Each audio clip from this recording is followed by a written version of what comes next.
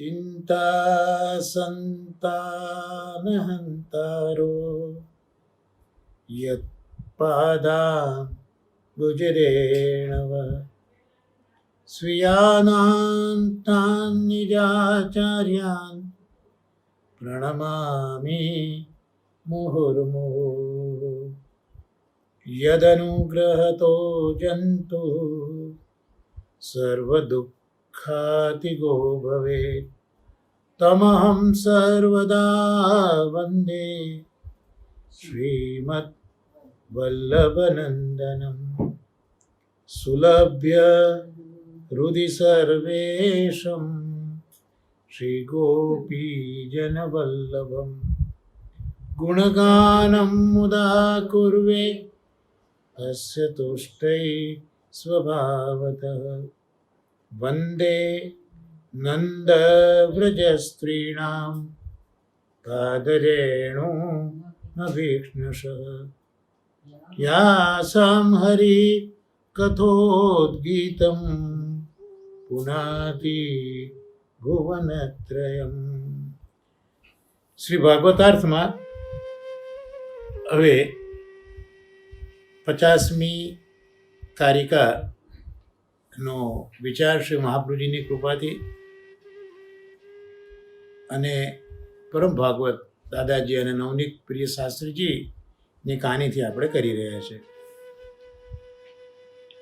48મી અને 49મી કારિકા જોઈ છે આપણે, પણ એને પુનઃ આપણે રિકેપ જો કરી લઈએ તો શ્રી ભાગવતના પ્રથમ સ્કંદના પ્રથમ અધ્યાયને પ્રશ્નાધ્યાય કહે છે. શા માટે પ્રશ્નાધ્યાય કહે છે? કારણ કે નૈમિષારણ્યના ક્ષેત્રમાં 88,000 ઋષિઓ જેના કુલપતિ શૌનકજી છે,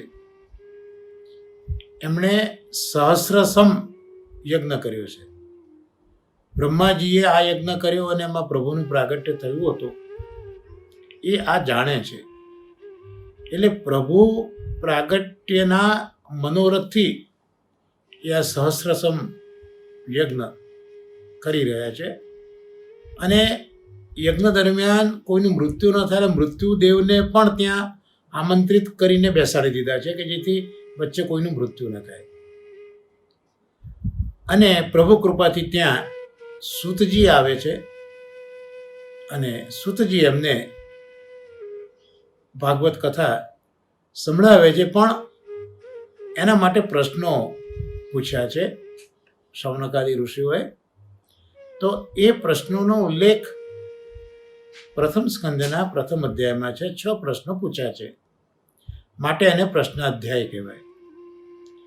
અને 6 પ્રશ્નો એટલા માટે કે સમગ્ર શ્રીમદ ભાગવત એ ઠાકોરજીનું નામાત્મક સ્વરૂપ છે. સાક્ષાત ગોવર્ધનનાથજી જ છે. અને એ શ્રી ગોવર્ધનનાથજીના 6 અલૌકિક ધર્મો ઐશ્વર્ય, વીર્ય, યશસ્વી, જ્ઞાન અને વૈરાગ્ય છે. તો એ ગોવર્ધનનાથજીના અકેક ધર્મોને ઉજાગર કરતા અકેક એમ કુલ 6 પ્રશ્ન પૂછ્યા છે. એ 6 પ્રશ્ન પૈકીનો પહેલો પ્રશ્ન હતો એકાંતતઃ શ્રેય, એ તમે અમને કહો. શૌનકાદી ઋષિઓએ સૂતજીને વિનંતી કરી છે કે અમને એકાંતતઃ શ્રેય કહો. દરેક વ્યક્તિનું શ્રેય જુદું જુદું હોઈ શકે. કોકના માટે જે શ્રેય હોય બીજાનું ન પણ હોઈ શકે. પણ સર્વસામાન્ય જે કલ્યાણ છે આત્માનું, તે તમે અમને કહો. આ પહેલો પ્રશ્ન હતો. એ પહેલા પ્રશ્નનો જવાબ સૂતજીએ આપવાની શરૂઆત કરી પ્રથમ સ્કંદના બીજા અધ્યાયમાં. અને ત્યાં બીજા અધ્યાયમાં 6ઠ્ઠા શ્લોકથી 10મા શ્લોક સુધી એમ 5 શ્લોકમાં પ્રથમ પ્રશ્નનો જવાબ આપ્યો. આપણને થાય કે આ પ્રથમ પ્રશ્નમાં એવું શું અને શા માટે 5 શ્લોકોમાં જવાબ? શ્રી મહાપ્રભુજી કૃપાળુ છે. મહાપ્રભુજી સમજાવે છે કે જે પ્રથમ પ્રશ્ન છે એ ધર્મ સંબંધી છે. કારણ કે આત્મકલ્યાણ ધર્મ આચરવાથી જ થાય, અને એ ધર્મ વેદમાં કયા પ્રમાણેનો હોવો જોઈએ, મનમાન્યો ધર્મ નહીં. આ જ ધર્મને યજ્ઞ પણ કહ્યું છે ધર્મ રૂપે, અને એ ધર્મ યજ્ઞને કર્મ પણ કહ્યું છે. તો આ પ્રથમ પ્રશ્ન જ્યાં એકાંતત શ્રેય આત્માનું કલ્યાણ છે, એનો સંબંધ સીધો ધર્મ સાથે છે. અને એ જે ધર્મ છે એ વેદોએ જે કયા છે તે ધર્મોનું, તે યજ્ઞનું અનુસરણ. એટલે યજ્ઞો તો ઘણા છે, પણ શ્રી મહાપ્રભુજીના મતે જે ભાગવત યજ્ઞો છે એ 5 યજ્ઞો છે. એટલે 5 યજ્ઞ છે. માટે પ્રથમ પ્રશ્ન જે ધર્મ કર્મ યજ્ઞ સંબંધી છે તેનો જવાબ સૂતજીએ 5 શ્લોકમાં આપ્યો, એવું મહાપ્રભુજી આપણને સમજાવે છે. એટલે આ રહસ્ય એ મહાપ્રભુજી પ્રગટ કરે છે. સૂતજીએ તો 5 શ્લોક કહી દીધા, પણ એ 5 શ્લોકનું રહસ્ય શ્રી મહાપ્રભુજી શ્રી ભાગવતાર્થમાં પ્રગટ કરે છે. ત્યાર પછી બીજો પ્રશ્ન હતો કે શાસ્ત્રો તો ઘણા છે, કારણ કે કહ્યું કે શાસ્ત્ર પ્રમાણે ધર્મનું આચરણ કરવાનું. શાસ્ત્રો તો ઘણા છે, પ્રાય લગભગ બધાની સમજ પણ ઘણી ઓછી છે, અને જુદા જુદા શાસ્ત્રોમાં જુદી જુદી વાત કરી છે. તો એક શાસ્ત્ર વાંચી શકાય એવું નથી, ત્યાં બધા શાસ્ત્રો ક્યાં વાંચવા? તો તમે અમને આ શાસ્ત્રનો સાર કહો. સૂતજીએ એ બીજા પ્રશ્નનો જવાબ પ્રથમ સ્કંદના 2 અધ્યાયમાં 11મા શ્લોકથી 22મા શ્લોક સુધી આપ્યું. આપણે જોયું કે પ્રથમ પ્રશ્નનો જવાબ 6થી 10મા શ્લોક સુધીમાં આપ્યો, અને હવે બીજા પ્રશ્નનો જવાબ 11મા શ્લોકથી 22મા શ્લોક સુધી, એમ કેટલા થયા? 12 શ્લોકોમાં. તો મહાપ્રભુજી અહીંયા પણ કૃપા કરીને ભાગવતાર્થમાં આ 48મી કારિકામાં આપણને સમજાવે છે કે ઠાકોરજી ગોવર્ધનનાથજી એ પુરુષ છે. આ વિશ્વમાં ભલે આપણે દેહમાં પુરુષ આકાર દેખાતો હોય, પણ શાસ્ત્રો કહે છે કે વિશ્વમાં પુરુષ તો એક જ છે, અને પુરુષ શ્રી ગોવર્ધનનાથજી છે. અને એ પુરુષની વ્યાખ્યા આપી દ્વાદશંગ વૈ પુરુષ. આ જે પુરુષ છે એ દ્વાદશ અંગ એટલે કે 12 અંગવાળા છે. એટલે બીજા પ્રશ્નમાં શાસ્ત્રોએ જે તત્વનું વર્ણન કર્યું છે એ તત્વ એ શ્રી ગોવર્ધનનાથજી એ 12 અંગવાળા છે. એટલે અહીંયા શાસ્ત્ર એ જ્ઞાન સંબંધી છે. શાસ્ત્રમાં જ્ઞાન હોય, પણ એ જ્ઞાન ભગવજ જ્ઞાન, ભગવાનને ઓળખાવતું જ્ઞાન હોય. એટલે બીજા પ્રશ્નનો સંબંધ મહાપ્રભુજી સમજાવે છે કે જેમ પહેલા પ્રશ્નનો સંબંધ એ ધર્મ સાથે છે, એવી રીતે બીજા પ્રશ્નનો સંબંધ એ જ્ઞાન સાથે છે. એટલે આ 2 પ્રશ્નનો સીધો સંબંધ વેદ સાથે શ્રી મહાપ્રભુજી બતાવે છે. કઈ રીતે એ પણ મહાપ્રભુજીએ ભાગવતાર્થમાં બતાવ્યું છે 48મી 49મી કારિકાઓમાં. ખૂબ જ કૃપા મહાપ્રભુજીએ કરી છે આપણા પર. તો એટલા બધા રહસ્યો પ્રગટ કર્યા છે. તો વેદ છે એ વેદનું સર્જન ભગવાને જ કર્યું છે, પણ એ વેદમાં 2 વિભાગ છે. શાસ્ત્રોની ભાષામાં એને કાંડ કહેવામાં આવે.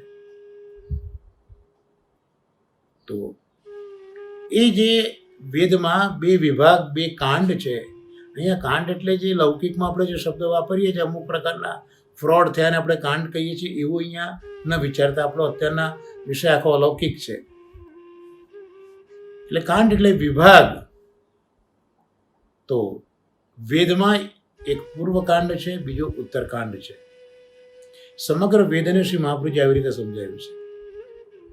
એટલે જે પૂર્વકાંડ છે એ પૂર્વકાંડમાં યજ્ઞનું વર્ણન છે. યજ્ઞનું વર્ણન છે. એટલે જ આપણે જોયું કે પ્રથમ પ્રશ્નનો જવાબ 5 શ્લોકમાં યજ્ઞના સંબંધી છે, એ મહાપુરુષે સમજાયું. અને બીજો જે વિભાગ છે વેદનો એ ઉત્તરકાંડ. એ ઉત્તરકાંડ જ્ઞાનાત્મક છે. ઉત્તરકાંડ જ્ઞાનાત્મક છે. એટલે મહાપુરુષજી કહે છે કે સમગ્ર વેદનું તાત્પર્ય, સમગ્ર વેદનો સંબંધ પ્રભુ જ છે, ભગવાન જ છે, હરિ જ છે. તો પૂર્વકાંડ છે એ હરિનું યજ્ઞાત્મક સ્વરૂપનું વર્ણન કરે છે. વેદમાં પ્રભુને યજ્ઞાત્મક અને જ્ઞાનાત્મક આ બે રીતે બતાવ્યા. યજ્ઞમાં ક્રિયા છે અને જ્ઞાન છે. એટલે ક્રિયા શક્તિ અને જ્ઞાન શક્તિ આ બંને યુક્ત શ્રી ગોવર્ધનનાથજી છે. એટલે શ્રીમદ ભાગવતના 10મ સ્કંદમાં પણ ઠાકોરજી, બળદેવજી, ગોવાળિયાઓ, ગાયો સાથે જે વનલીલા કરે છે ત્યાં ઉલ્લેખ મહાપ્રભુજી સુબોધિનીજીમાં કર્યો છે કે અહીંયા પૂર્ણ પુરુષોત્તમની લીલા છે. કારણ કે પૂર્ણ પુરુષોત્તમની વ્યાખ્યા એવી કે એ પૂર્ણ પુરુષોત્તમમાં જ્ઞાન શક્તિ અને ક્રિયા શક્તિ સંપૂર્ણતઃ સાથે જ બિરાજતી હોય ત્યારે એ પૂર્ણત્વ આવે. એટલે જે બળદેવજી છે, શંકર્ષણ અવતાર બળદેવજી છે, એ જ્ઞાનાત્મક છે. એટલે એ ઠાકોરજીની જ્ઞાન શક્તિ છે. અને ગોવાળિયાઓ જે ગાયોને ચારી રહ્યા છે એ ક્રિયાશક્તિ છે. એટલે ગોવાળિયાઓ એ ઠાકોરજીની ક્રિયાશક્તિ છે અને બળદેવજી એ જ્ઞાન શક્તિ છે. આમ જે કૃષ્ણ છે, વ્રજાધીપ છે, એ વ્રજાધીપ જ્ઞાન શક્તિ અને ક્રિયા શક્તિ સહિત છે, માટે એ પૂર્ણ પુરુષોત્તમ છે. મહાપ્રભુજી સુબોધિનીજીમાં સમજાવે છે. એટલે અહીંયા વેદમાં પણ પૂર્વકાંડ જે છે, સમગ્ર વેદ ઇન ટોટો એ ઠાકોરજીને જ સમજાવે છે, પણ જે પૂર્વકાંડ મહાપ્રભુજીના વેદાંતમાં એ પ્રભુના યજ્ઞાત્મક સ્વરૂપને, ક્રિયા સ્વરૂપને સમજાવે છે, ઓળખાવે છે. અને ઉત્તરકાંડ છે એ પ્રભુના જ્ઞાનાત્મક સ્વરૂપને, જ્ઞાન શક્તિને ત્યાં દર્શાવે છે. તો આમ બે પ્રશ્નો જે પ્રથમ સ્કંદના પ્રથમ અધ્યાયમાં પૂછાયા, એનો જવાબ પ્રથમ સ્કંદના બીજા અધ્યાયમાં આ રીતે આપ્યો. અને મહાપુરુષજી આગળ સુંદર સમજાવે છે કે 5 શ્લોક અને 12 શ્લોક એટલે 17 શ્લોક થયા. તો પ્રજાપતિ એ છે એ સપ્તદશ 17 પ્રકારના છે. જે મૂળભૂત તો ઠાકોરજી જ છે. એટલે એ સમગ્રતઃ એ પ્રજાપતિને દર્શાવવા માટે આ 2 શ્લોકનો જવાબ ક્રિયાત્મક ભગવાન, જ્ઞાનાત્મક ભગવાન, વેદ સ્વરૂપ ભગવાન આ 17 શ્લોકમાં, એટલે 6 થી 10 પ્રથમ પ્રશ્નનો જવાબ, 11 થી 22 બીજા પ્રશ્નનો જવાબ. અને હવે ત્રીજો પ્રશ્ન પૂછ્યો છે સુતજીને શૌનકાદી ઋષિઓએ કે ભાઈ વસુદેવના ત્યાં દેવકીજીના જઠરમાં કૃષ્ણ શા માટે પ્રગટ થયા, શું કરવા પ્રગટ થયા, શું ઈચ્છાથી પ્રગટ થયા, આ ત્રીજો પ્રશ્ન પૂછ્યો છે. એટલે એનો જવાબ હવે સૂતજી આપી રહ્યા છે. એટલે આપણે જુઓ, પેજ નંબર આપણા પુસ્તકમાં જુઓ, 89મું પેજ, એમાં જે પેરેગ્રાફ છે ઉપરથી પહેલો, એમાં 49મી કારિકાનો ભાવ આવી જશે કે આ રીતે ધર્મ અને જ્ઞાનનું નિરૂપણ થયું. કઈ રીતે? આપણે પહેલા અને બીજા પ્રશ્નમાં જોયું ને. પહેલા પ્રશ્નમાં 5 શ્લોકથી, બીજા પ્રશ્નમાં 12 શ્લોકથી. તો ધર્મનું અને જ્ઞાનનું નિરૂપણ આ રીતે થયું. તો હવે ધર્મ અને જ્ઞાનનું નિરૂપણ થયા પછી શું થાય? તો શ્રવણની સિદ્ધિ થાય. શ્રવણ કરવું હોય તો એ પહેલા ધર્મ અને જ્ઞાન, પ્રભુના ક્રિયાત્મક સ્વરૂપ, ભગવાનના જ્ઞાનાત્મક સ્વરૂપ, એનું નિરૂપણ કરે. તો એ કરવાથી શ્રવણ થાય. અને એ શ્રવણ જ્યારે આદરથી થાય ત્યારે પ્રભુમાં પ્રેમ ઉત્પન્ન થાય.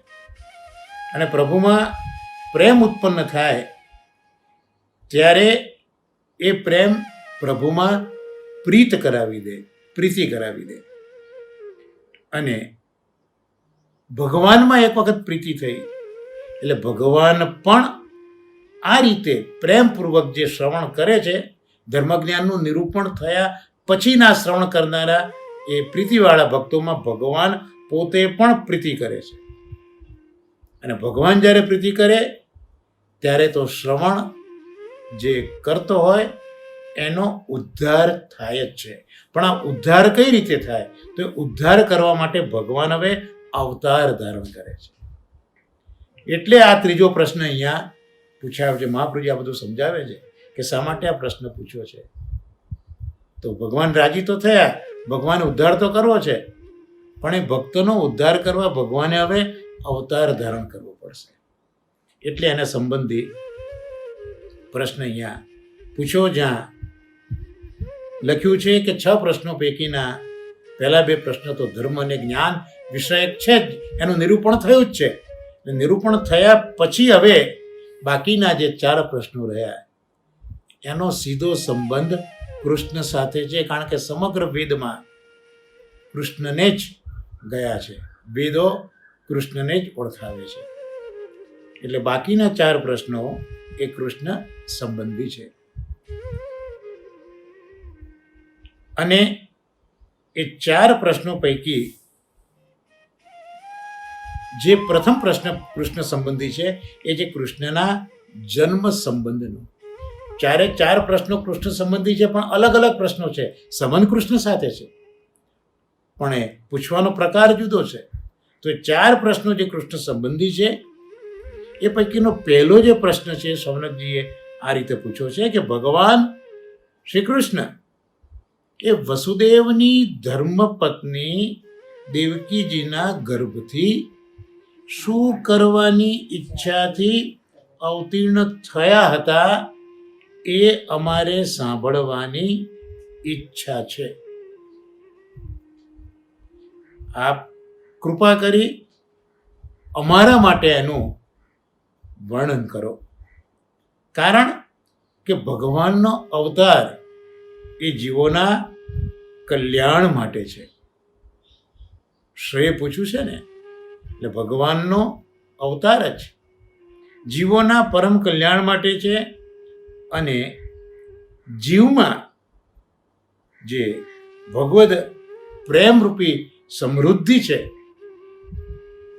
એના માટે જ ભગવાનનો અવતાર થતો હોય છે, આવું શૌનકાદિ ઋષિઓ કહે છે. અને શૌનકાદિ ઋષિઓને ખબર છે કે ભગવાન જે અવતાર લે છે એનું મુખ્ય કારણ તો જીવોનું પરમ કલ્યાણ કરવું છે.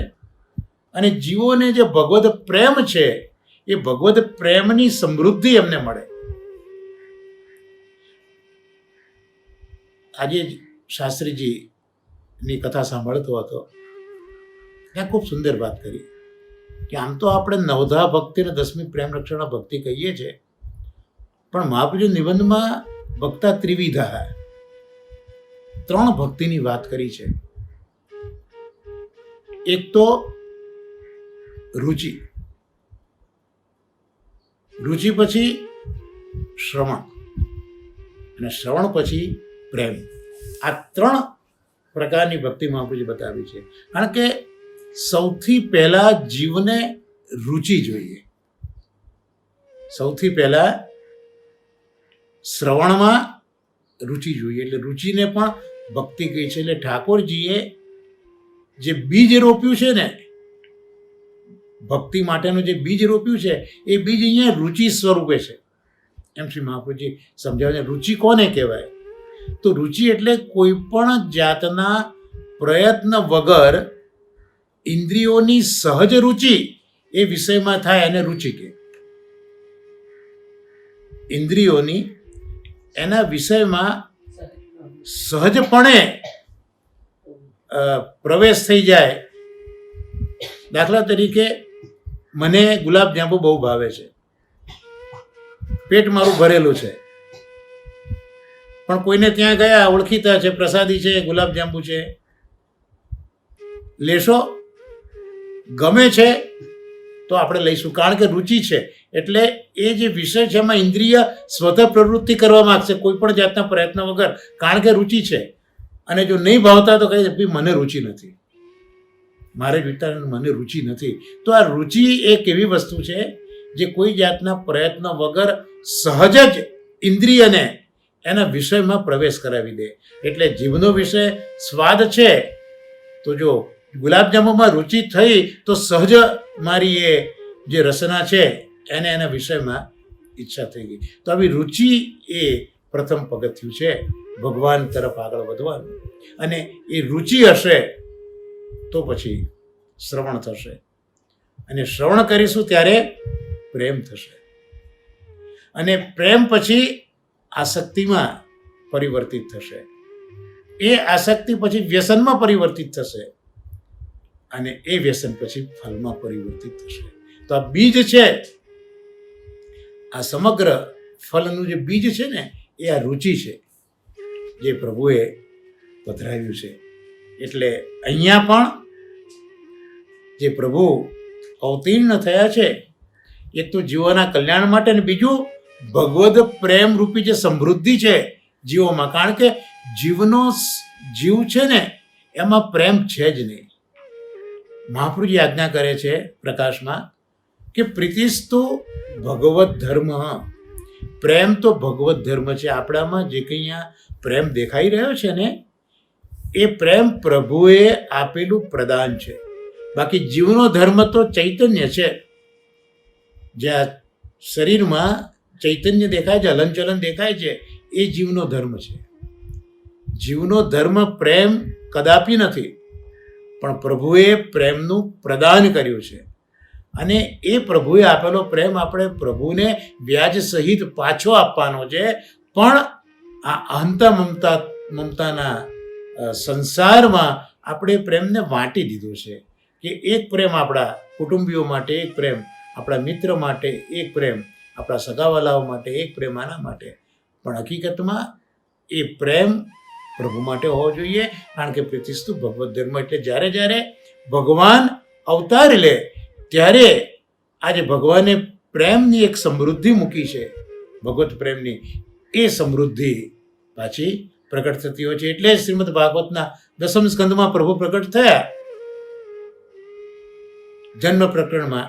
ત્યાર પછી જે તામસ ભક્તોનું વર્ણન આવ્યું ત્યાં સૌથી પહેલું પ્રેમ પ્રકરણ આવ્યું. તો પ્રભુએ અવતાર લીધો પછી એ વ્રજવાસીઓમાં પ્રેમ નહોતો, પણ પ્રભુએ લીલાઓ સાથે એ પ્રેમની સંપદા ઊભી કરી, જે ક્રમશઃ વધતો ફલ સુધી ગયો. તો આ રીતે પ્રભુનો અવતાર એ જે ભગવત પ્રેમની જે સંપત્તિ છે અને જીવોનું જે કલ્યાણ છે એના માટે થાય છે. હવે અહીંયા જે પ્રશ્ન પૂછ્યો છે એનો જવાબ આ બીજા અધ્યાયમાં પ્રથમ સ્કંદના 23મા શ્લોકથી 29મા શ્લોક સુધી, આમ 7 શ્લોકોમાં આનો જવાબ મળે છે. એટલે 50મી કારિકાનો શરૂઆતનો ભાગ એ અહીંયા આપણે અત્યારના શ્રી મહાપ્રભુજીની કૃપાથી જોઈ રહ્યા છે. એટલે હવે જે ત્રીજો પ્રશ્ન છે કે શા માટે દેવકીજીના ગર્ભમાં પ્રભુ પ્રગટ થયા છે, જે સૌનકાદી ઋષિઓને જાણવું છે, જે પ્રભુ કલ્યાણ જીવોના માટે કલ્યાણ કરવા જીવોનું પ્રગટ થયા છે અને ભગવત પ્રીતિની એક સંપદા આપવા પ્રગટ થયા છે. તો એ 7 શ્લોકોમાં સૂતજી જવાબ આપે છે. એમાં કહ્યું કે 3 ગુણ પ્રકૃતિના સત્વ રજ તમ છે મૂળ તો પરમાત્માના ગુણો છે, પણ એ ભગવાનના ગુણોનો સ્વીકાર કરીને જુદી જુદી ક્રીડાઓ કરે છે. રજોગુણ સ્વીકારીને વિશ્વનું રચના કરી, સત્વગુણ સ્વીકારીને સ્થિતિ અને પોષણ કર્યું, અને તમોગુણ સ્વીકારીને લય કર્યો ક્રમશઃ બ્રહ્મા, વિષ્ણુ અને મહેશ. પણ આમાં પછી કીધું કે આ 3 દેવો બતાવ્યા, પણ એમાં જે કલ્યાણ છે એ કલ્યાણ તો હરિથી જ થાય છે, કારણ કે હરિ એ સત્વગુણવાળા છે. ટૂંકમાં કલ્યાણનો સંબંધ સત્વગુણ સાથે છે. તો આમ તો 3 દેવો છે, પણ અહીંયા સત્વગુણને કેમ મોટો કીધો, એને એક લૌકિક દ્રષ્ટાંતથી સૂતજી સમજાવે છે કે ભાઈ એક લાકડી છે, એ લાકડીને બાળો એટલે એમાં પહેલાં વિનાશ હોય, એટલે પહેલાં ધુમાડો નીકળે અને પછી એ ધુમાડો છે એમાંથી અગ્નિ પ્રગટ થાય. તો લાકડી કરતાં ધુમાડો શ્રેષ્ઠ છે અને ધુમાડા કરતાં અગ્નિ શ્રેષ્ઠ છે. અને એમાં જ્યારે યજ્ઞનો અગ્નિ હોય એ તો ખૂબ જ ઉત્કૃષ્ટ કહેલો છે. તો એવી રીતે આ જે કાષ્ટ છે, કાષ્ટ જે છે, લાકડી છે, એ તમો ગુણ છે. ત્યાર પછી જે ધુમાડો થયો એ રજોગુણ રૂપી છે, અને એમાં અગ્નિ થયો તે સત્વગુણ છે. તો આમ સત્વગુણની મહત્તા કેમ છે આ લૌકિક દ્રષ્ટાંત દ્વારા આપી. એટલે અહીંયા પણ તમોગુણ કરતાં રજોગુણ શ્રેષ્ઠ છે અને રજોગુણ કરતાં સત્વગુણ શ્રેષ્ઠ છે. એટલે અહીંયા સત્વગુણ જે વિષ્ણુનો છે, હરિનો છે, એ અહીંયા શ્રેષ્ઠ છે. એમાં લૌકિક દ્રષ્ટાંતથી જે 24મો શ્લોક છે એની અંદર સૂતજી આવું કહી રહ્યા છે, મહાપ્રભુજી આપણને સમજાવે છે. તો આપણે ગયા સત્સંગ સુધીમાં આ 23 અને 24 શ્લોકને જોયા હતા. હવે 23 થી 29 7 શ્લોકોનું અગાન કરવાનું છે. એમાં 2 શ્લોક આપણે જોયા છે. હવે આજના સત્સંગમાં આપણે આગળ વધીશું. 25મો શ્લોક એટલે તમારા પુસ્તકમાં 90મું પેજ એ તમે જુઓ. તો 90મા પેજમાં નીચે 25મો જે શ્લોક લખ્યો છે એ પ્રથમ સ્કંદ 2જો અધ્યાય એનો 25મો શ્લોક એવું માનવાનું. તો ત્યાં કહ્યું કે, સાથે બોલો શ્લોક, ભેજીરે મુનયો થાગ્રે ભગવંત મધોક્ષજમ સત્વમ વિશુદ્ધમ ક્ષેમાય કલ્પન્તે યેનુતાનિહ. અર્થાત પ્રાચીન કાળમાં મુનયઃ અથ અગ્રે, અગ્રે એટલે પ્રાચીન કાળમાં મુનયોહો ઋષિઓ અને મુનિઓ થઈ ગયા. પ્રાચીન કાળમાં ઋષિઓ અને મુનિઓ થઈ ગયા. મુનિ કોને કહેવાય? જે મનનશીલ હોય એને મુનિ કહેવાય. મુનિની એક વ્યાખ્યા. અને બીજી મુનિની વ્યાખ્યા પણ સુંદર છે કે વીતરાગ ભય ક્રોધ સિતરથી મુનિરુચ્યતે. એટલે જેનામાં રાગ, ભય અને ક્રોધ જતા રહ્યા છે અને જેની બુદ્ધિ સ્થિર છે, આને મુનિ કહે. તો આ મુનિની 2 વ્યાખ્યાઓ શ્રી મહાપ્રભુજી આપે છે. તો મુનિઓ એટલે મનનશીલ છે અને જેમણે રાગ, ભય, ક્રોધ ઉપર વિજય મેળવ્યો છે અને જેમની બુદ્ધિ સ્થિર છે. અને બુદ્ધિ સ્થિર હોવી ખૂબ જરૂરી છે. સ્થિર બુદ્ધિ હોય તો જ યાદ રહે. જો બુદ્ધિની સ્થિરતા નહીં હોય તો યાદ નહીં રહે. એટલે સ્થિર બુદ્ધિ હોવી એ બહુ જરૂરી છે. આ મુનિઓની આવી બુદ્ધિ છે, મનનશીલ છે. અને ઋષિઓ પણ છે જે તપ કરે છે, એ ઋષિઓ છે. તો એ બધા પ્રાચીન કાળમાં થયા છે. એ બધા જ મહાત્મા હતા, મહાન આત્માઓ હતા. એટલે આ બધા જે પૂર્વના મહાત્માઓ છે એમને પોતાના કલ્યાણ માટે વિચાર કરેલો. આ જ બુદ્ધિની સ્થિરતા બતાવે છે. સ્થિર બુદ્ધિ હોય એ હંમેશા આત્મકલ્યાણનો વિચાર કરે, સ્થિર બુદ્ધિ ન હોય તો આવા વિચાર ન આવે. એટલે પોતાના કલ્યાણ માટે વિચાર કરે છે, અને વિચાર કરીને અટકી ન ગયા, પણ પ્રયત્ન પણ કર્યો છે. એટલે વિચાર કર્યા પછી પ્રયત્ન કરવો એ પણ એટલો જ જરૂરી છે, કારણ કે મહાત્મા છે એટલે વિચાર કરીને હવે પોતે પ્રયત્ન કરે છે. અને એ પ્રયત્નમાં એમણે શું કર્યું? એ લોકોએ વિચાર કર્યો, પ્રયત્ન કર્યો, પણ પ્રયત્નમાં કર્યું શું? તો એમણે પ્રયત્નમાં એક કલ્યાણનું સાધન શોધ્યું. કયું હતું કલ્યાણનું સાધન? તો કલ્યાણનું સાધન હતું આરાધના. પણ કોની આરાધના? આપણે તો આગળ જોયું, બ્રહ્મા વિષ્ણુ મહેશ કોની આરાધના કરી આ પૂર્વના ઋષિ મુનિઓએ ભાઈ? તો એ આરાધના એમણે વિષ્ણુની આરાધના કરી છે. કારણ એમણે પોતાની સ્થિર બુદ્ધિથી નક્કી કર્યું છે કે ભગવાન વિષ્ણુ એ વિશુદ્ધ સત્વનું સ્વરૂપ છે.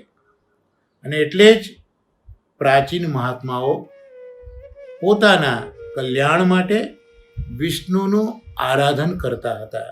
એટલે આ તો પ્રાચીન સમયની વાત થઈ, અથવા આગળના સમયની વાત થઈ. પણ હવે આ યુગમાં શું? તો આ યુગમાં પણ વિષ્ણુનું આરાધન એટલું જ અસરકારક છે, એમ અહીંયા સૂતજી સમજાવે છે કે આ યુગમાં પણ વિષ્ણુનું આરાધન એટલું જ અસરકારક છે.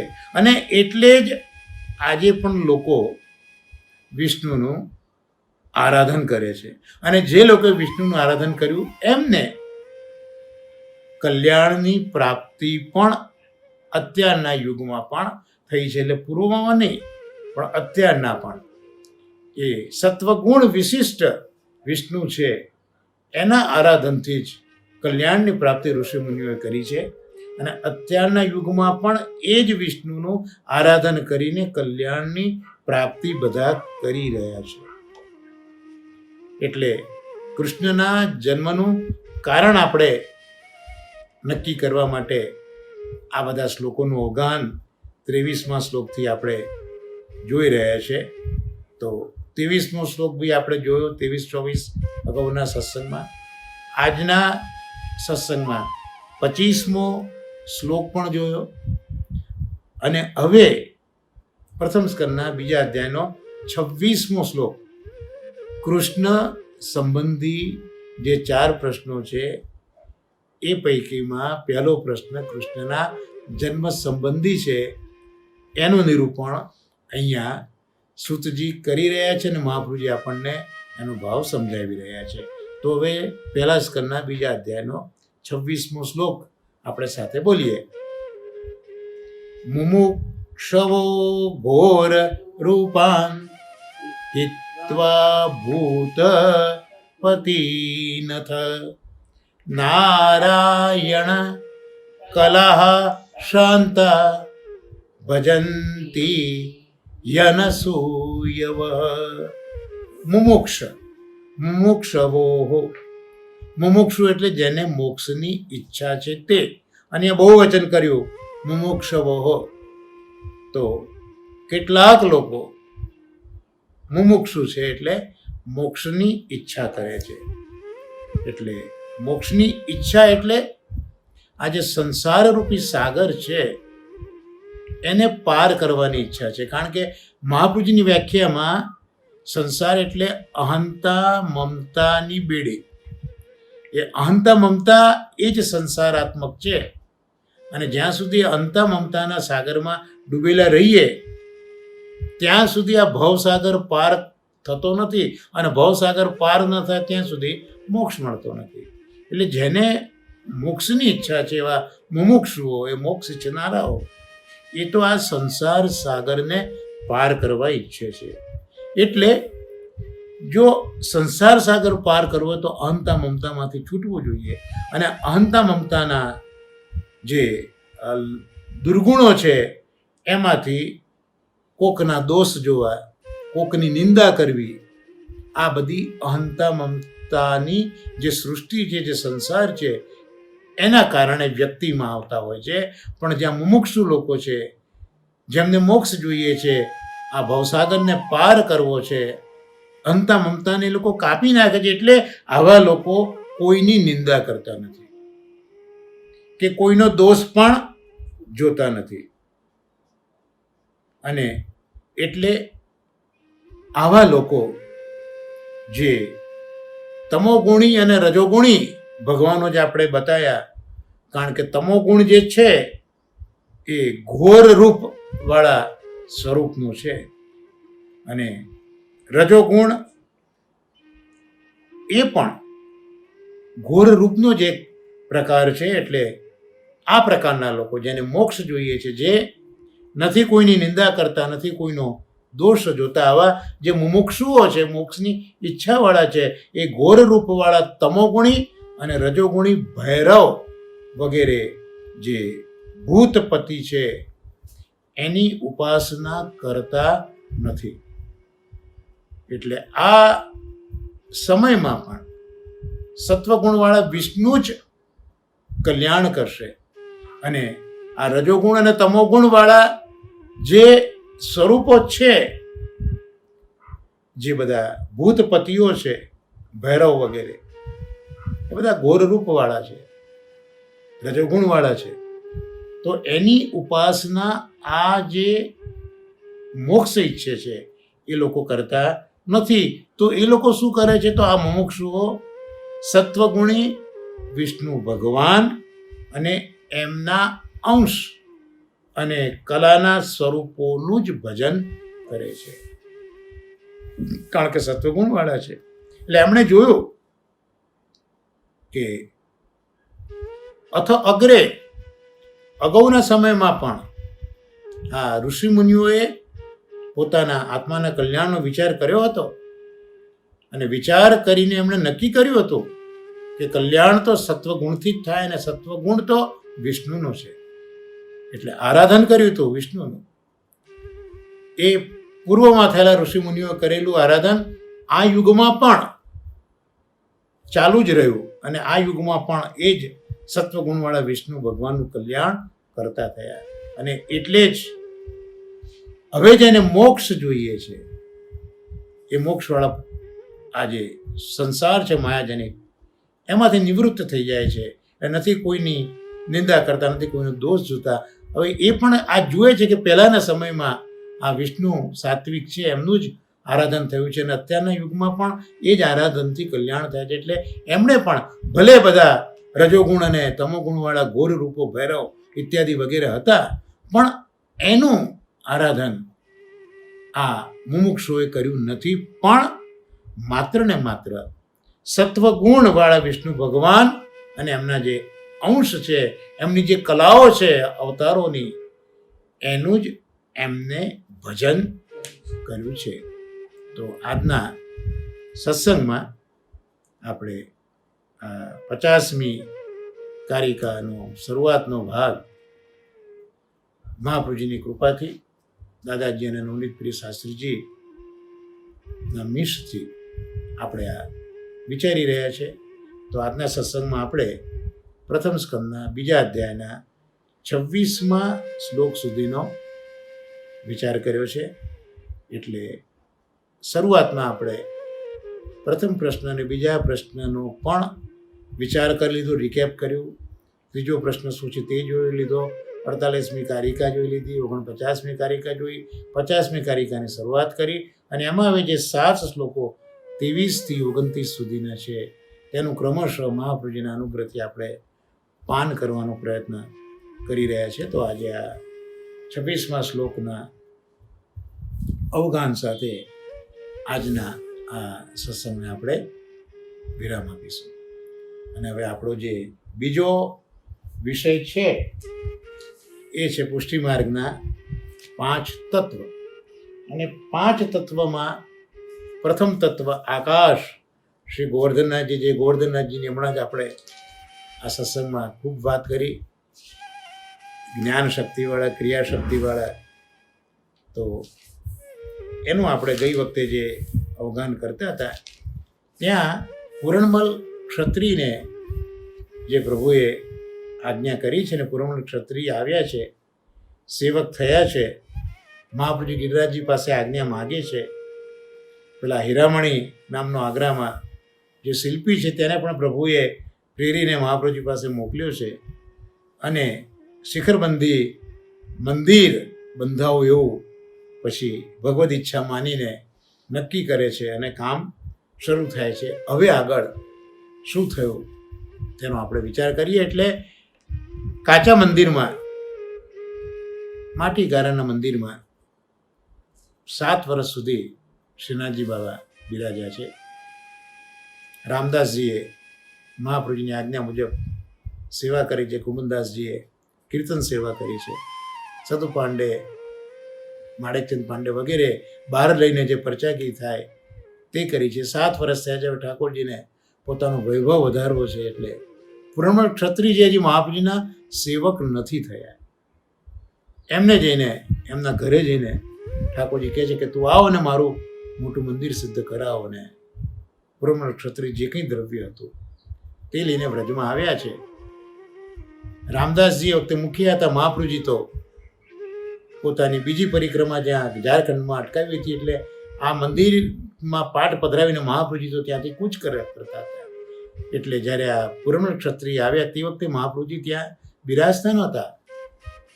રામદાસને વિનંતી કરી કે મારે મંદિર સિદ્ધ કરવું છે. ત્યારે રામદાસજી કહે છે કે ભાઈ મહાપ્રભુજીને ઠાકોર છે અને મહાપ્રભુજી હમણાં થોડાક દિવસમાં અહીંયા પધારશે, તમે એમને પૂજજો. અને 2-4 દિવસમાં મહાપ્રભુજી પણ પાછા શ્રી ગિરિરાજજી ઉપર પધાર્યા.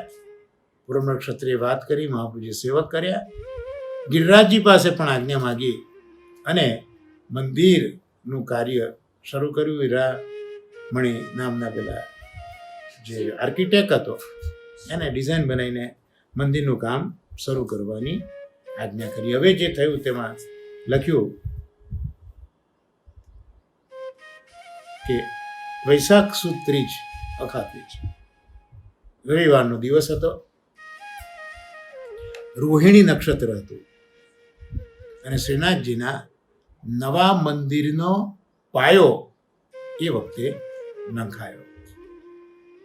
અને એ પાયો ખોદવામાં જ પુરમલ ક્ષત્રિય 1 લાખ સોનામોર લઈને આવેલા.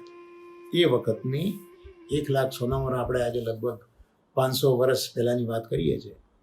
1 લાખ સોનામોર લઈને આવેલા પુરમલ ક્ષત્રિય અને પાયો ખોદ્યો. એમાં 1 લાખ સોનામોરોનો વિનિયોગ થઈ ગયો, પણ મંદિર જ પૂરું થયું નહીં, મંદિર અધૂરું રહ્યું. એટલે હવે બીજું દ્રવ્ય જોઈએ. બીજું દ્રવ્ય લાવવા માટે કમાવા જવું પડે. એટલે પુરમલ ક્ષત્રિય મહાપ્રભુજી પાસે આજ્ઞા માંગે છે અને બીજું દ્રવ્ય એ કમાવા માટે જાય છે. એટલે બીજું દ્રવ્ય જે કમાવીને આવ્યા તેમાં બીજા 20 વર્ષ ગયા.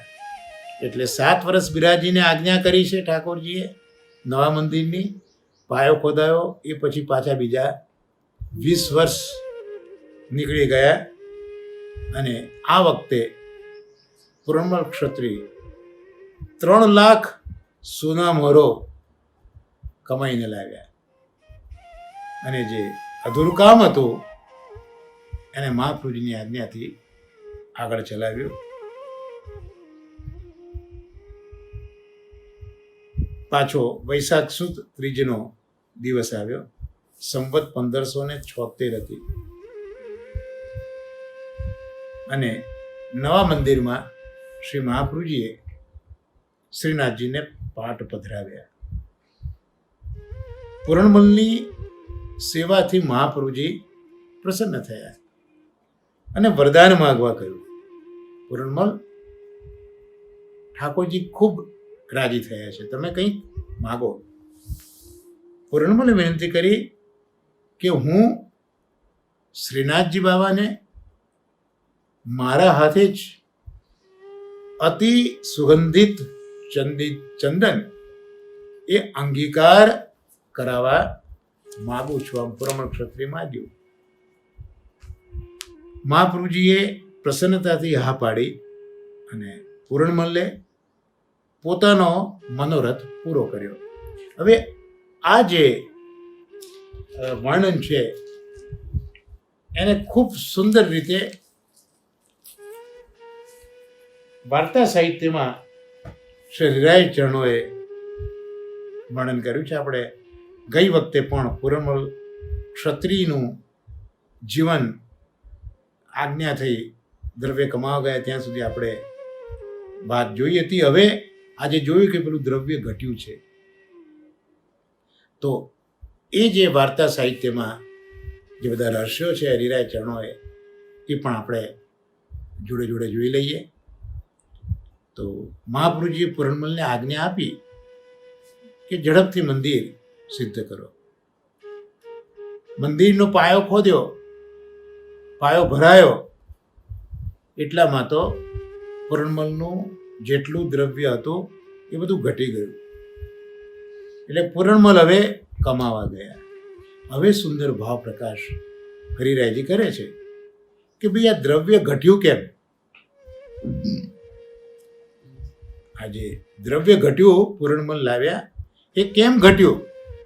જેમ શ્રી મહાપ્રભુજી પણ આપણને ભાગવતાર સુબોધિનીજીમાં બધો ભાવ સમજાવે છે તો આપણને વધારે આનંદ આવે છે અને વધુ એ પ્રસંગોને આપણે સમજી શકીએ. જેમ આજે પણ આપણે ભાગવતાર્થમાં જોયું કેટલું સુંદર રીતે મહાપ્રભુજી બધું નિરૂપણ કર્યું છે, એમ અહીંયા પણ શા માટે દ્રવ્ય ઘટ્યું? આમ સામાન્ય રીતે કહીએ કે ભાઈ હવે તો ખર્ચો થયો ને ઘટી ગયું, પણ ના, એવું નથી.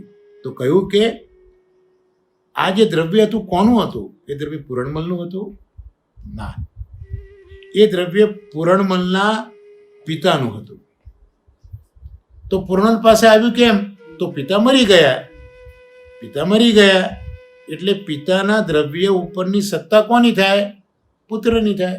એટલે ભલે હતું દ્રવ્ય પૂરણમલનું, પણ એ તો પિતા મર્યા પછી એની સત્તા થઈ હતી. કમાયું હતું દ્રવ્ય કોણે? પૂરણમલના પિતાએ. એટલે પિતા પછી પૂરણમલની સત્તા થઈ એ માનીને શ્રીનાથજીએ આટલું દ્રવ્ય અંગીકાર કર્યું. પણ સંપૂર્ણતઃ તો પૂરણમલનું આ દ્રવ્ય નથી, એની સત્તા હતી એ સાચું છે. એટલે શ્રીનાથજીએ અંગીકાર કરી અને પાયો ખોદાયો અને પુરાયો, ત્યાં સુધીમાં એ દ્રવ્ય બધું ઘટી ગયું. પણ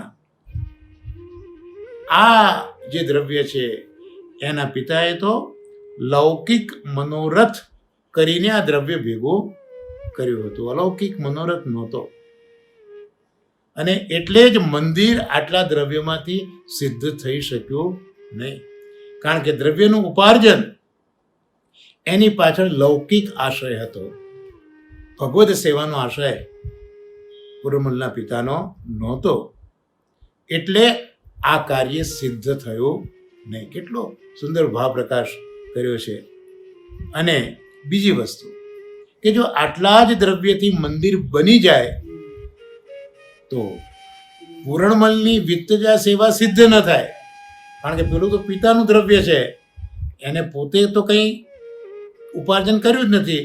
તો જે મહાપ્રભુજીના સંપ્રદાયમાં તનુ વિત્તજા જે છે એ તનુ વિત્તજા અહીંયા દેખાતી નથી. એટલે પૂરણમલની વિત્તજા સેવા જો આ દ્રવ્યથી મંદિર બને તો એ સેવા સિદ્ધ થાય નહીં. એટલે આ બીજું કારણ પણ હરિરાય ચરણો સમજાવે કે શા માટે દ્રવ્ય ઘટી ગયું. તો અહીંયા જે કહેવા માગે છે હરિરાય ચરણો કે વૈષ્ણવોએ જો વેપાર કરવો હોય, આમ તો મહાપ્રભુજી આજ્ઞા કરી છે અવ્યાવૃતો ભજેત કૃષ્ણ. અવ્યાવૃતિને મુખ્ય ગણી છે શ્રી મહાપ્રભુજી.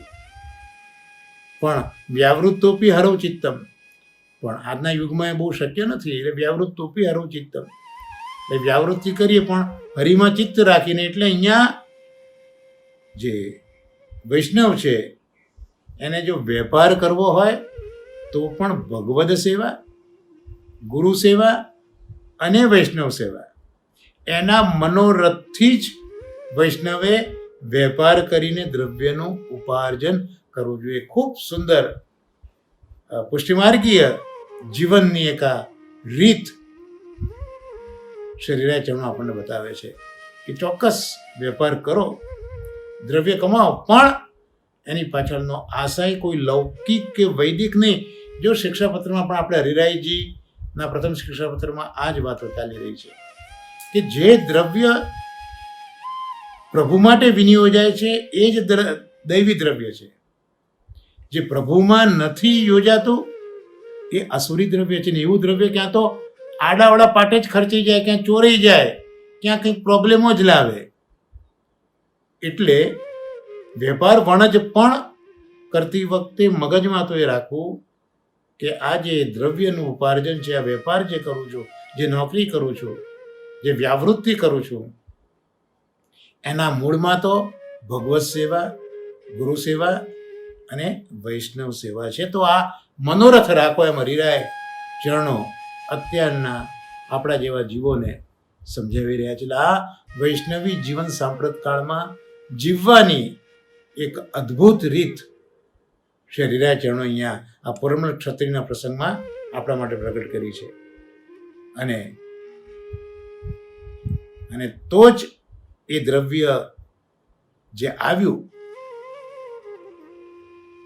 પ્રભુના સુખનો વિચાર, હરિગુરુ વૈષ્ણવના સુખનો વિચાર કર્યો તો આ જે દ્રવ્ય આવશે તે જ દ્રવ્યથી સેવા સિદ્ધ થશે, નહીં તો નહીં થાય. એટલે જ પૂરણમલના પિતાના દ્રવ્યથી સેવા સિદ્ધ ન થઈ. અને જો એ સેવા સિદ્ધ થાય, ભગવત સેવા, તો જ એ વિત્તજા સેવા સાચી છે, નહીં તો વિત્તજા સેવા નથી. અત્યારના આપણને એમ લાગે કે પૂર્ણ ક્ષત્રિય વિત્તજા તો કરી જ ને, પણ ખરેખર આ વિત્તજા સેવા નથી એવો હરિરાય ચરણો સમજાવવા માંગે છે કે પ્રભુના વિચારથી, હરિગુરુ વૈષ્ણવના વિચારથી જ તમે દ્રવ્ય કમાઓ તો જ એ દ્રવ્યથી તમારો મનોરથ સિદ્ધ થાય અને તો જ તમારી વિત્તજા સેવા થઈ તેમ માનવું. આ આપણને સમજાયું. એટલે પોતાની કમાઈથી જ પ્રભુની, હરિગુરુ વૈષ્ણવની સેવા પોતાના દ્રવ્યથી જ થાય, પારકા દ્રવ્યથી ન થાય. અને એટલે જ જો આપણે નાગજી ભટ્ટના પ્રસંગમાં પણ જોયું હતું કે ખંભાતના વૈષ્ણવભાઈ છોકરીના લગ્ન માટે દ્રવ્ય મોકલ્યું નાગજી ભટ્ટને, પણ નાગજી ભટ્ટે એની ઊંડી કરીને શ્રી ગુસાઈજી પાસે જ એ બધી ભેટ કરી દીધી ને. એ દ્રવ્ય જે છે વૈષ્ણવોનું, એનો અલૌકિક વિનિયોગ હોય, લૌકિકમાં એનો ઉપયોગ ન થાય. અને લગ્ન પત્યા ત્યાં સુધી એ ગુસાઈજી પાસે જ રહ્યા અને મનથી સુખ માન્યું કે સારું થયું કે આ હું ત્યાં ના ગયો, નહીં તો આ દ્રવ્ય બધું લૌકિકમાં જતું રહેતે. તો આ જે સાંપ્રત કાળમાં વૈષ્ણવી જીવન જીવવાનું છે ને, એ બધું આ હરિરાય ચરણો આપણને આ બધા વાર્તા સાહિત્યના પ્રસંગમાં સમજાયું છે. એટલે પૂરણમલ હવે સરસ આગળ વાત ચાલે છે કે પૂરણમલ તો ગયા કમાવા, એ પછી કેટલાક વૈષ્ણવ પણ લખ્યું છે વાર્તા, રાજસી વૈષ્ણવ. એમણે મહાપ્રભુજીને કહ્યું કે આજ્ઞા હોય તો અમે આ મંદિર પૂરું કરી દઈએ. હા, રાજસતા શું છે? શોમેનશીપ, કંઈક અહમ. તો આ બધા જે લક્ષણોવાળા રાજસી વૈષ્ણવો છે, એમણે મહાપ્રભુજીને કહ્યું કે લાવો અમે આ મંદિર સિદ્ધ કરાવી દઈએ. પણ ભલે વૈષ્ણવ છે, પણ એમને એ મગજમાં સુધી નથી કે અરે કાર્ય તો પ્રભુ સિદ્ધ કરે છે અને પ્રભુના કાર્યનો ખર્ચો આપણે કરનારા કોણ છે? જો યાદ કરીએ શ્રી ગુસાઈજી મહારાજને,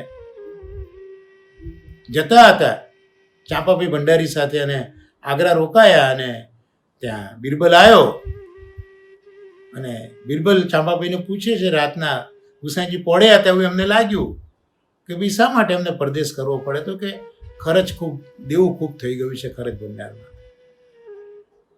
એટલે બિરબલ કહે છે કે કેટલું છે, કોને? તો હું આપી દઉં. અને ગુસાઈજી આ સાંભળ્યું અને રાતોરાત એ ત્યાં ઘોડા પર સવાર થઈને ત્યાંથી નીકળી ગયા છે. એટલે આ જીવનું શું સામર્થ્ય છે કે આ બધા ખર્ચા ઠાકોરજી ના કરી શકે, એટલે આ રાજસ્થા છે. ત્યારે આવો વિચાર આવે કે અમે આ મંદિર સિદ્ધ કરાવી દઈએ. પણ મહાપ્રભુજી કહે છે કે ના, પૂરણમલ આવશે ને એ જ આ સિદ્ધ કરાવશે. કારણ કે પ્રભુએ પૂરણમલને આજ્ઞા કરી છે. પ્રભુએ પૂરણમલને આજ્ઞા સિદ્ધ કરી છે, એટલે પૂરણમલનો મનોરથ સિદ્ધ કરાવો મહાપ્રભુજી નક્કી કરી રાખ્યું છે કે આજ્ઞા ઠાકોરજીની છે. તો એ મનોરથ પૂરણમલનો સિદ્ધ થવો જોઈએ. એટલે પછી પૂરણમલ જે દક્ષિણમાં ગયા કમાવા માટે, તો આપણે શરૂઆતમાં એમના જીવનના પ્રસંગમાં જોયું હતું કે એમના પિતા તો ક્ષત્રિય હતા, એટલે સૈનિકની સેવા કરતા હતા, સૈનિક બન્યા હતા ચાકરી. પણ પૂરણમલ પોતે તો એક ઝવેરી સાથે રહીને ઝવેરાતનું શીખ્યા હતા. તો એ વખતનું ઝવેરાતનું શીખેલા, તો એ જવારનો જે કસબ હતો એ જાણતા હતા. પૂરણમલ દક્ષિણમાં ગયા અને આ જવાહરનો કસબ એનાથી એ થોડા જ દિવસમાં ખૂબ કમાયા. એટલે અહીંયા ભાવ પ્રકાશમાં શરીરાયજી આજ્ઞા કરે છે કે આમાં વૈષ્ણવને એ બતાવ્યું કે જો કંઈક સેવા સંબંધી મનોરથ કરી અને વેપાર કરીએ અને કાર્ય સિદ્ધ થનારું ન પણ થાય, તો વેપાર સિદ્ધ પણ ન થાય, અને ત્યારે ભગવદ ઈચ્છા માનવી. એટલે એક તો વેપાર વણત જે કરીએ તે સેવા સંબંધી વિચારથી જ કરવો, અને જો કાર્ય સિદ્ધ ન થાય, વેપાર સિદ્ધ ન થાય, તો એને ભગવદ ઈચ્છા માનવી, હરખ શોખ નહીં કરવો. પ્રભુએ જેટલું કરવું હોય એટલું સહજ સિદ્ધ કરે છે. એટલે આય નહીં આનંદ, ગયે નહીં સોચ, હરિરાય ચરણો કહે છે, આય નહીં આનંદ, ગયે નહીં સોચ, એસે માર્ગ વહીએ જ્યાં હરિરસ જાય પહીએ. એટલે જો થયું છે, મહાપુરુષો કહે છે, જો થયું છે તો એ ભગવદ કૃપા છે, નથી થયું તો એ ભગવદ ઈચ્છા છે. એટલે ભલે એક સારા મનોરથથી પણ સેવા સંબંધી જ મનોરથ હોય, અને છતાંય જો વેપારમાં સિદ્ધ ન થયું, તો પણ એને ભગવદ ઈચ્છા માનીને રખ અને શોખ એમાં કરવો ન જોઈએ. પૂરણમલ આવ્યા છે, મંદિર સિદ્ધ કર્યું છે, સારું મુહૂર્ત જોઈને પાછા એમાં પાઠ પધરાવે છે. એ પણ અક્ષય તૃતીયાનો દિવસ છે. પૂરણમલ ખૂબ જ દ્રવ્ય ભેટ કરે છે, વસ્ત્ર સામગ્રી આપે છે. અને મહાપ્રભુજી પૂછે છે પૂરણમલને કે તારો મનોરથ શું છે? ત્યારે પૂરણમલે કીધું કે મારે તો હવે ઠાકોરજીને અર્ઘજા સમર્પવી છે. એનો ભાવ પ્રકાશ કરે છે હરિરાય ચરણો કે પૂરણમલને આ મનોરથ કેમ થયો? કારણ કે લીલામાં પૂરણમલ ચિત્રલેખા સખી છે, એને સ્વરૂપનું જ્ઞાન થયું. જો આ એક મુદ્દો બહુ જ આપણે બધા વિચારવા જેવો છે કે પૂરણમલને પોતાના નિત્ય લીલાના સ્વરૂપનું જ્ઞાન થયું. પૂરણમલ કોઈને પૂછવા ગયા નથી કે નિત્ય લીલામાં મારું કયું સ્વરૂપ છે, પણ પ્રભુએ જ એમને જતાવી દીધું એમની સેવાથી કે ભાઈ તારું મૂળ સ્વરૂપ તો ચિત્ર લેખાનું છે. તો આ સ્વરૂપ જ્ઞાન નિત્ય લીલાનું એ આ ભૂતલ ઉપર જીવને પ્રભુ કૃપા કરે, વલ્લભ કૃપા કરે, તો સહજ એને સ્વતઃ ઠાકોરજી જ્ઞાન કરાવી દે છે. એ કોઈ જગ્યાએ પૂછવા જતા નથી કે અમારું નિત્ય લીલાનું સ્વરૂપ કયું છે. અહીંયા જ્ઞાન થયું કે મારું તો ચિત્ર લેખાનું સ્વરૂપ. અને મહાપ્રભુજીને પ્રસન્ન થયેલા જોયા એટલે વિચાર્યું કે મંદિર હું તો સંવારું છું, કારણ કે ચિત્રલેખા છું, એટલે નિત્ય લીલામાં તો હું મંદિર સંવારું જ છું, કુંજ વગેરે સંવારું છું, પણ આચાર્યજી તો મુખ્ય સ્વામિનીજી રૂપ છે, એમની જો કૃપા થાય તો મને કંઈક અંગ સેવા મળી જાય, આવો વિચાર આ ચિત્રલેખા સખી કરે છે. અને અર્ગજા લેપન એ તો સ્વામિનીજીની સેવા છે. સ્વામિનીજી પોતાના હાથથી પ્રભુને સમર્પિત કરે. જ્યારે સંયોગ હોય ત્યારે સ્વામિનીજી પોતાના શ્રી હસ્તે આ સેવા પ્રભુની શ્રી અંગની કરતા હોય છે. જ્યારે વિપ્રયોગ હોય ત્યારે આ જ ચંદનની સેવા લલિતાજી દ્વારા સમર્પિત થતી હોય છે. કારણ કે જે અર્ગજા છે એ સ્વામિનીજીના શ્રી અંગના ભાવથી છે. એટલે સ્વામીજીની કૃપા વગર આ સેવા મળે નહીં, એટલે સંયોગમાં તો સ્વામીજી છે જ, પણ વિયોગમાં વિપ્રયોગના સમયે લલિતાજી, કારણ કે એ સ્વામીજીના કૃપાપાત્ર છે, એટલે લલિતાજી વિયોગમાં પ્રભુને આ સેવા સમર્પે છે. એટલે મહાપ્રભુજીની પ્રસન્નતાથી પૂરણમલનો મનોરથ પણ સિદ્ધ થયો અને મહાપ્રભુજી એને પ્રસાદી ઉપણો પણ ઉડાવે છે. એટલે શરીર સંપૂર્ણ અલૌકિક માનસી સેવા યોગ્ય બની ગયું. પૂરણમલને સેવા પધરાવી નથી, માનસી સેવાના રીતે દાન થયું, એટલે ભગવત સેવા મહાપ્રભુજી નથી પધરાવી. એટલે સદાય માનસીમાં જ મગ્ન રહેતા. અને માનસી માટે તનુવિત્તજા જોઈએ ને, તત્ સિદ્ધે તનુવિત્તજા મહાપ્રભુજીની આજ્ઞા છે. માનસીસા પરામતા તત્ સિદ્ધે તનુવિત્તજા. તો અહીંયા માનસી મળી તો મંદિર જે સિદ્ધ થયું એમાં એમની વિત્તજા સેવા પણ સિદ્ધ થઈ. અને જે તનુજા સેવા કરી એ દ્રવ્ય કમાઈ આવ્યા અને ઠાકોરજીની પણ સેવા થઈ, તો આ તનુજા સેવા સિદ્ધ થઈ, તો આ માનસી એમને સિદ્ધ થઈ. એટલે આમાં બતાવ્યું કે જો ભાવથી આપણે સેવા કરીએ તો એક જ સેવામાં ફલ થઈ જાય છે. જેમ જ્યાદાસ સુરી ક્ષત્રિય એ એક પ્રહર માત્રની સેવામાં નિત્યલીલામાં ગયા હતા, તો જે કંઈ સેવા થાય એ ભાવથી કરીએ તો એ એક જ સેવામાં ફળ સિદ્ધ થાય છે. એટલે એક દિવસ અર્ઘજા શરીર ઉપર લગાવ્યું અને ધનથી મંદિર સિદ્ધ થરાયું, તો આ એક જ દિવસમાં માનસી સેવા સિદ્ધ થઈ ગઈ. એટલે ભાવ વિના આપણે ગમે તેટલી ભરચક તનુજા વિત્તજા સેવા કરીએ, પણ જો ભાવ ન હોય તો ગમે તેટલી તનુજા કરી વિત્તજા કરી પણ એ માનસી ફલરૂપ બનતી નથી. એટલે જો એક વખત પ્રેમથી કરવામાં આવે તો એનું ફલ થઈ જતું હોય છે એક જ વારમાં. એટલે પ્રીત છે એ સર્વોપરી ફલને સિદ્ધ કરે છે, એવું શ્રી હરિરાય ચરણો બતાવે છે. અને પછી તો શ્રી ગુસાઈજી પૂરણમલને દર વર્ષે ઠાકોરજીનો દગલો મોકલતા હતા. એનો ભાવ પ્રકાશ કર્યો છે હરિરાય ચરણોએ કે આ જે દગલો છે એ ગોવર્ધનનાથજીનું સ્વરૂપ છે. એટલે પૂરણમલજીની પાસે આ દગલાના ભાવથી સાક્ષાત ગોવર્ધનનાથજી પધારતા. તો આવા પૂરણમલના હૃદયનો જે ભાવ છે અગાધ છે. અને માનસીમાં અષ્ટપ્રહરે માનસીમાં જ મગ્ન રહેતા, એટલે એની બહુ વાતનો વિસ્તાર કર્યો નથી. તો આવા ભગવદીય પૂરણમલ ક્ષત્રિયને પણ આપણે યાદ કરીએ કે કેવા કૃપાપાત્ર કે શ્રીનાથજી પ્રમેયબલથી એમને ઘરમાં આવીને દર્શન આવતા અને મંદિરને સિદ્ધ કરાવવાની સેવા લીધી. તો આ રીતે ઠાકોર જેવા નવા મંદિરમાં 27 વર્ષ જૂના મંદિરમાં બિરાજ્યા, પછી નવા મંદિરમાં બિરાજ્યા છે શ્રીનાથજી.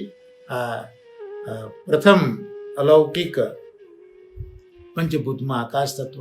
હવે ત્યાં નવા મંદિરમાં બિરાજ્યા પછી ઠાકોરજી હવે શું કરે છે, શું કરશે, સ્વાભાવિક છે ઇંતજારી આપણે થાય. તો હવે આવતા શુક્રવારે જેમ મહાપ્રભુજી પ્રેરણા કરશે, આ ગોવર્ધનધર જેમ પ્રેરણા કરશે તે રીતે આપણે આગળ જવાનો પ્રયત્ન કરીશું. તો આજનો સત્સંગ આ ગોવર્ધનનાથજીના ચરણોમાં સમર્પિત કરી આજના સત્સંગને આશ્રયના પદના ગંધ સાથે વિરામ આપીએ. દ્રઢઈન ચરણન કેરો ભરોસો, દ્રઢઈન ચરણન કેરો, શ્રી વલ્લભનખ ચંદ્ર છટા બિન સબ જુગ માજ અંધેરો ભરોસો, દ્રઢઈન ચરણન કેરો, साधन और नहीं आकल में जासू होत निभेरो, सूर कहा कहे दुविध आधड़ो, बिना मोल को चेरो भरोसो, दृढ़ चरणन. श्री गोवर्धन नाथ की जय. श्याम सुंदर से यमुने महाराणी की जय. आचार्य महाप्रभु जी. આજે તો ખૂબ સુંદર દિવસ કામદા એકાદશીનો આજનો દિવસ છે. તો આ વૈષ્ણવોને મહાપ્રભુજીની વધાઈ 15 દિવસની આજથી શરૂ થશે. તો આ દરેક વૈષ્ણવને વધાઈ, મારા વર્ષાના ભગવત સ્મરણ અને વંદન.